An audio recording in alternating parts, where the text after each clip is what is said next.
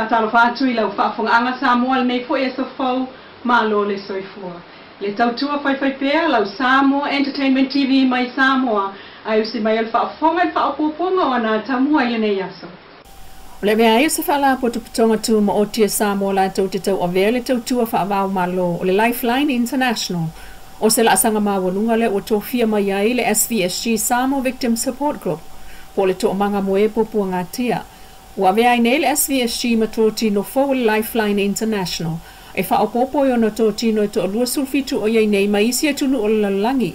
O lo o whaafoe am whaatontonu le Crisis Support Phone Lines. Mai le whaamtalanga whaalawa I tele le SVSG o le masino whepua li lua o lua wha. Na taunu umai ai le longo. E a vea I la tau ma tōti no atu I tutonu o Samoa. Talu o le SVSG le ua iaila na laina fsosoani lua sulfai tu la. E vili fua mo tangata fia maua fsosoani. O tusa pawa I lava la tau ma tōtino ma isi atunu o I tutonu le Lifeline International. Ta ua pulenga le SVSG u whetau I lava le taimilval au lia mai o la tau malana helpline ai ua tusa I nei mal sulfatau sanga talu o no la tau whaia le au nanga tal mali lua fesful tolu.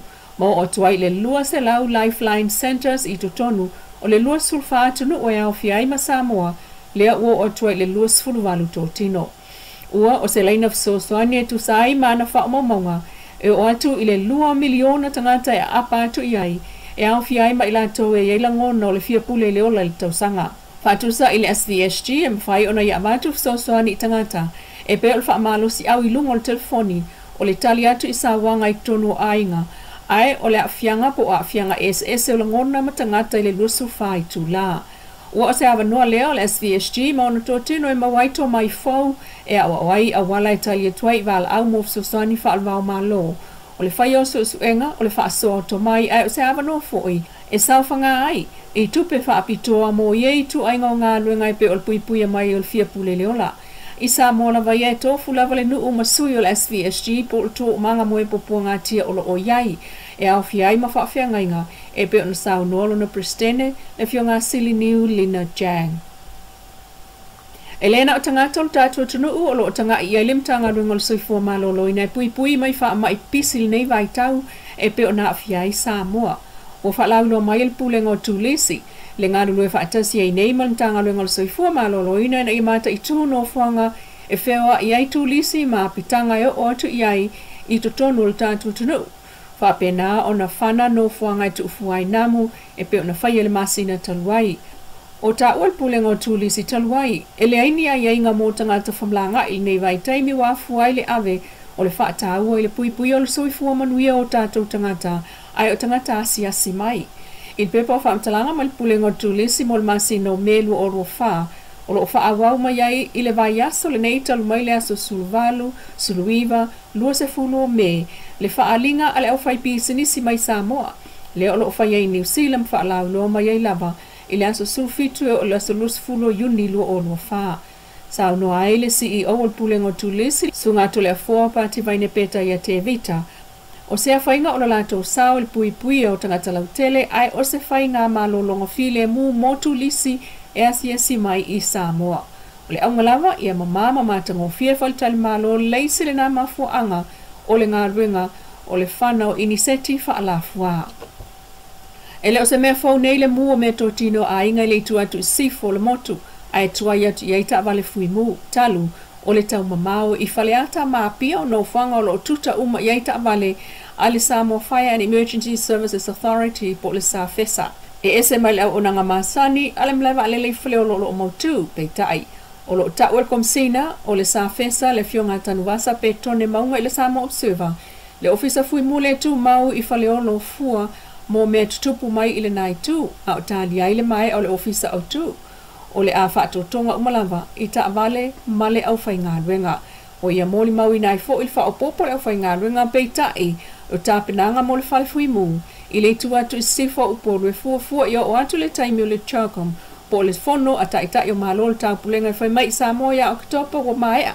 Ai mo le taimi nei ala te le lua se lau le au whainga ruenga a le pulenga o lo o iai.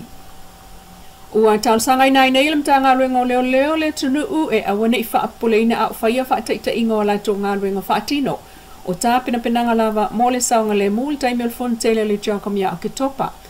O le asolona lua le nei o le wha moe o atu lava le asfrei le vai sonei me o le a wha atino ia wha ataita inga i le aluatu ia pia i whale olo maltaliu mai vaenga o le taulanga ma no whaanga no whaim wha atino i le fontanga tele o tā uailunga. O le aunga lava ia maua Samoa saunga le mu ai o stalinga malo mawalunga i lona tūlanga fi le mu.